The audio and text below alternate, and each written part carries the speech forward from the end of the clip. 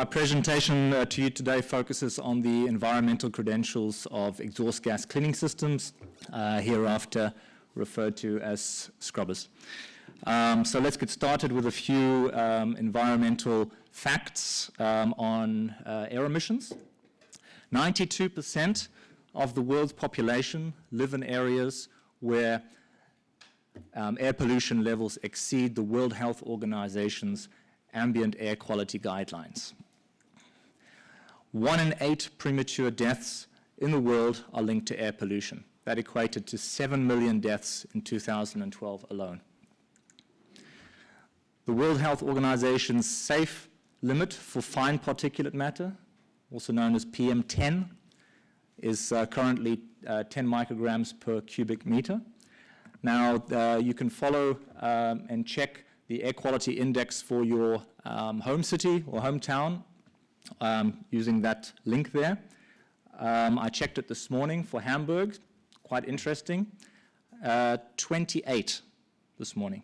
That's currently 28 micrograms per cubic meter in Habrigstrasse. So almost 3 times over the recommended limit by World Health Organization. You can imagine some countries and some cities around the world what their levels are reaching. So I think we can all agree, even in developed countries, we all have to play our part to reduce air emissions as much as possible. Now, air emissions from shipping, it's not just sulfur oxides, it's also particulate matter that's coming out of the stack. Now, particulate matter is the sum of all the solid and liquid particles suspended in the air, many of which are hazardous. When inhaled, some of these particles can get deep into your lungs, and some may even find their way into your bloodstream. This leads to an increased risk of respiratory and lung diseases, and also cardiovascular and dermatological conditions.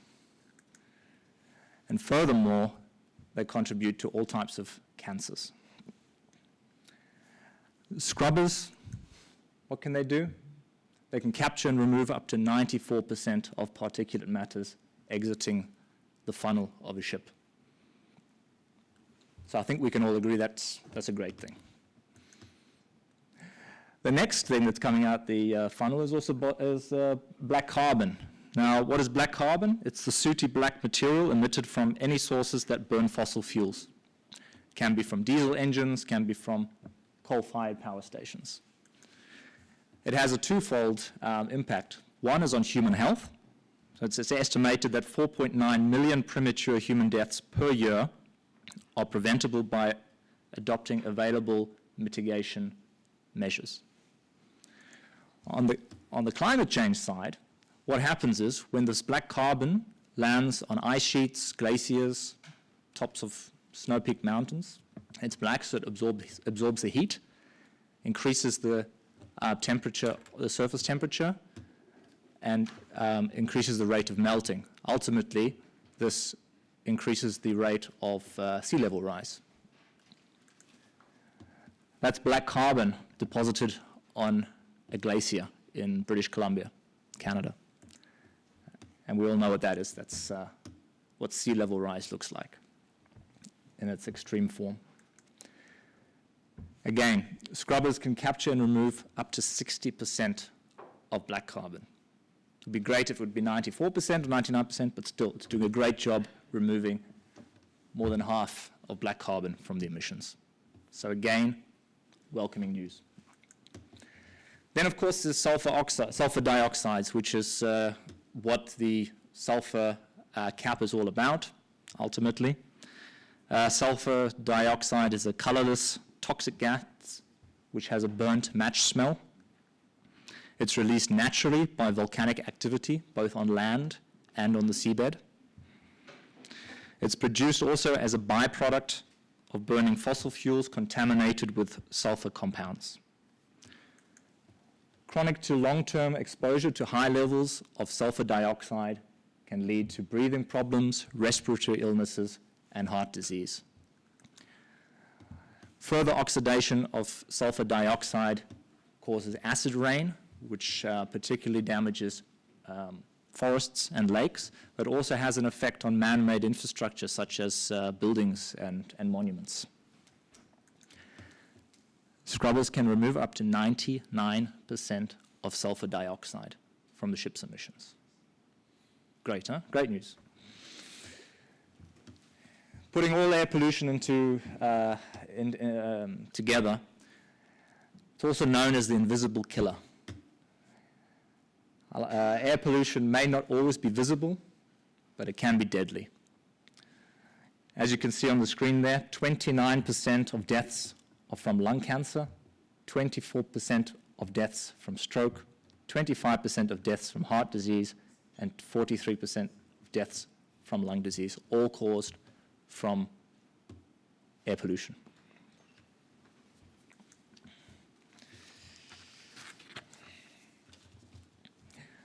This is a quote from Tokkerud and Nyman. Oops, sorry. These are samples that have been taken at a sampling point just after the turbochargers on a main engine running on so-called clean marine gas oil. And this is what's been picked up in the filters. On the bottom three samples, you see what's been picked up from sampling point after a scrubber SOx tower with the main engine, same main engine, this time running on high sulfur fuel oil, the so-called dirty fuel. HSFO with scrubbers. Above, that's what would have ended up in the atmosphere running on these so-called clean fuels. Below is what would end up in the atmosphere running the so-called dirty, high sulfur fuel in combination with scrubbers. So it really puts, I believe that really puts it into perspective. Nyman and Tokkerud stated that, because there's always this debate about all the sulfates being pumped into the ocean from scrubber-fitted vessels, but if you really need to put it into perspective, if the sulfur in the sea was spread out in an even layer, the total ocean area of the world would be covered by a 5-foot thick layer of sulfur. Now, if you took all the sulfur out of all the known oil and coal reserves and you added it to this layer, the thickness would increase by the thickness of a sheet of paper. So it really is negligible. But you might also ask, well, what about the other contaminants inside the scrubber wash water, such as heavy metals? Well, the traces of metals are considerably below even the most stringent water quality standards, such as the EU Surface Water Standard, which supports the EU Water Framework Directive.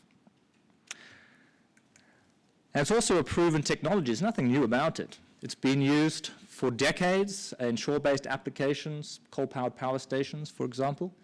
Here's an example, Mongstad Refinery in Norway. Seawater scrubber, 30 years of operation. It was commissioned between 1989 and 1990. No problems. And our friends from DFDS, this is the Funcaria Seaways. They've just celebrated 10 years of operation of a seawater scrubber. Over 55,000 operating hours with no problems.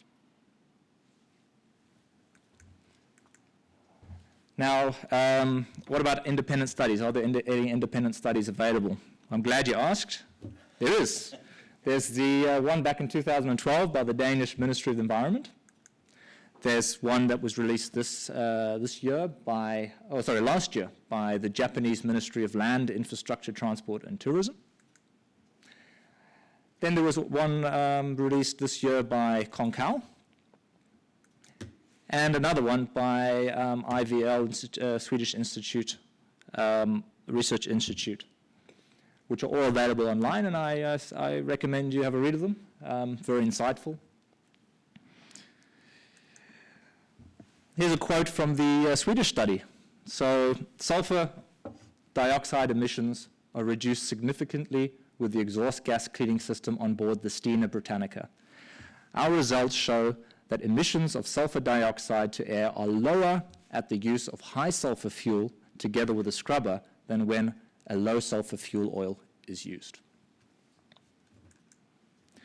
What do the national administrations, what's their position on scrubbers? Well, these are some responses we've received from the UK government, Japan, Saudi Arabia, and Australia. I won't read them out to you, but I'm sure a copy of the presentation will be available to you at the end of the event. A lot of talk is going around about ports that have been applying restrictions to open loop scrubbers, but not so much talk about all those countries that have researched the topic and decided to allow it. And these are just some of the approvals we've received thus far, and we expect many more to come in the weeks and months ahead. Just a point on Norway, they have implemented some restrictions in the 5 West Heritage fjords.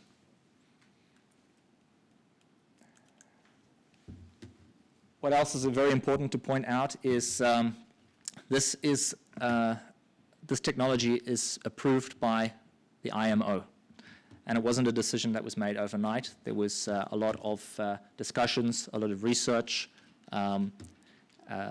environmental specialists, marine biologists, etc., were all contacted, and their specialisms made use of before the decision to allow scrubbers was made.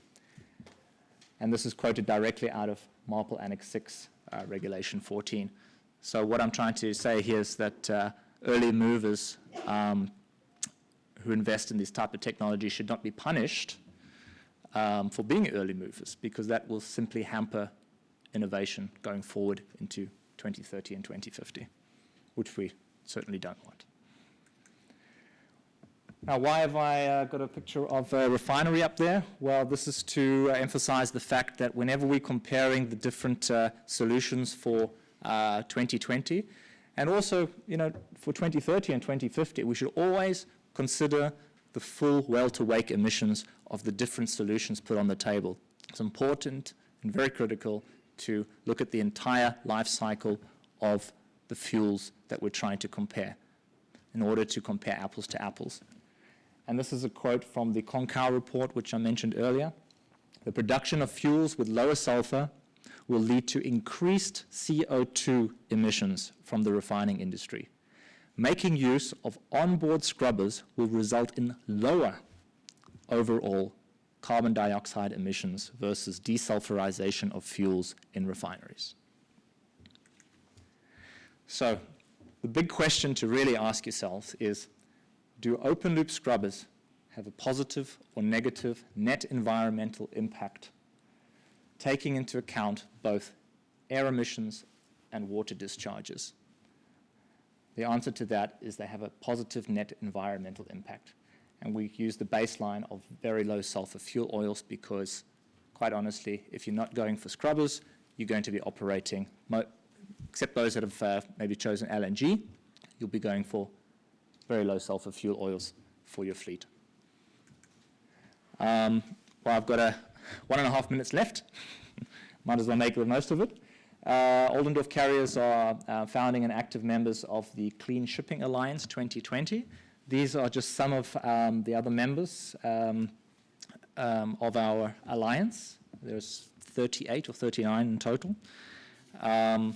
The Clean Shipping Alliance is an advocacy group calling for the wider acceptance of all types of scrubber technologies. We aim to educate the shipping community and the broader public on the environmental benefits of using exhaust gas cleaning systems. And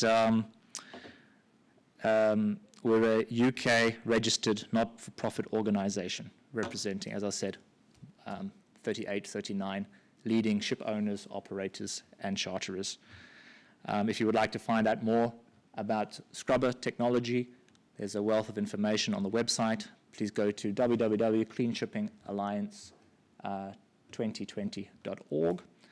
Or you can also follow us on Twitter. So thank you very much for your attention. Wish you a good day ahead.